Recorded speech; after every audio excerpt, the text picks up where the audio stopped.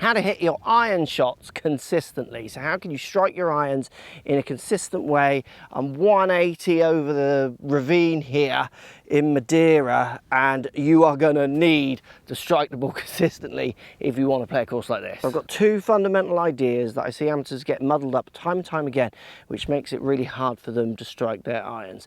Number one, and both of these ideas are very intrinsically linked, which is why I've packaged them together. Obviously, there's a lot more to how you could strike your irons better. If you want to go more into depth in some of these lessons, make sure in the link down below in the description, you sign up for my free weekly golf tip newsletter, where we go deeper down the rabbit hole into lots of these ideas. But problem number one, it's loft. There is an epidemic of amateur golfers delivering more loft on an iron than what is static there at the beginning.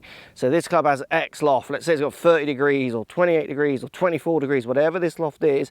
Let's say it's 25 degrees. When I deliver this club, I want to be delivering around 25 or around 20 degrees. So basically I'm taking loft off. So we're talking iron shots from the ground and low tees. And if you're someone who gets on a teeing ground here, you want to tee your iron up like high. You don't want it teed up low. You want it up high.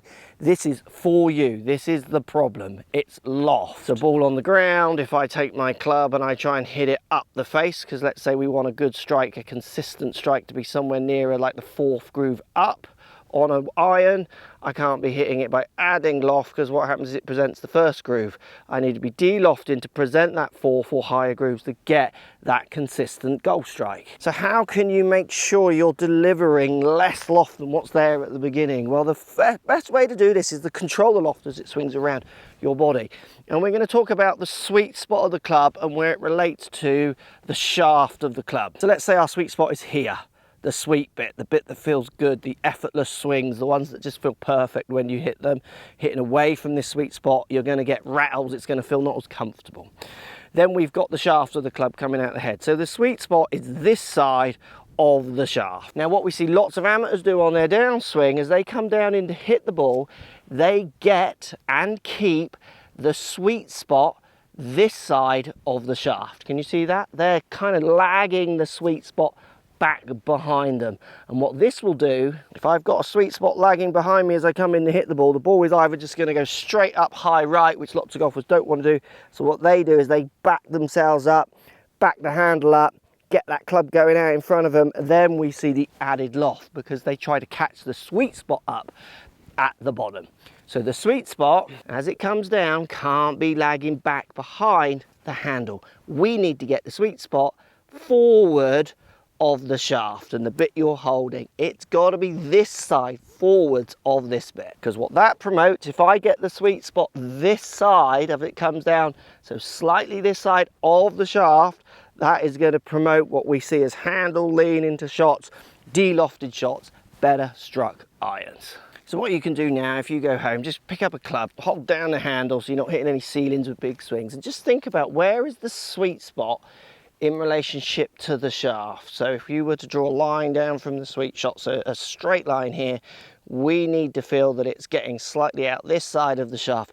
We don't want it lagging way back of the shaft. So level with the shaft if you're looking kind of from here, but obviously from this angle it'll start to appear that it's this side of where the shaft is. So you want to get it out in front of you. And what's doing that is how you're twisting and turning your wrist. So getting the feeling of turning that sweet spot out and forward of that shaft is going to be fantastic for hitting the ball consistently with your irons from the ground and low tees. Now the next thing that makes that really hard for people is in their setup, and this is why these are intrinsically linked. I see lots of golfers setting up with their grip, so they hold on with their grip with the handle coming straight out from the head. This is such a common problem. This iron has been built to sit this way. See how the handle slightly forward? So my grip needs to relate to the handle forward of the head, because what happens if you're checking knuckles to check your grip, then if I have the handle straight and I see, say, 3 knuckles on my lead hand, but then I move the handle forwards, which is where you want to deliver it, I now only see 1.5.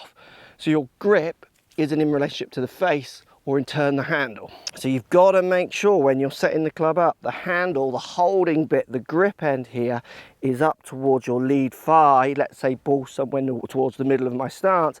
Then I'm taking my grip. Not only is this going to encourage better handle leans through impact, but it's also going to encourage you to get the sweet spot, the correct side of the shaft, because the more I set the handle back here in extreme, set my grip on, this is just allowing that face to completely fan the wrong side of the shaft, and vice versa. If I was to put the handle way forward, hold with what we call a really strong grip, this in turn now gets the sweet spot kind of way out in front of the shaft, which would create massive handle leans or massive duck hook lefts.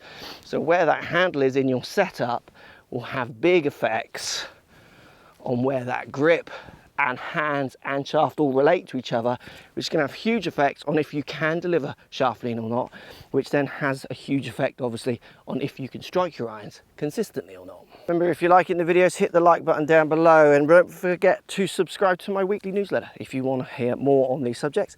If you want to stay on YouTube and learn how to get more distance out your driver, this video here's got everything you need.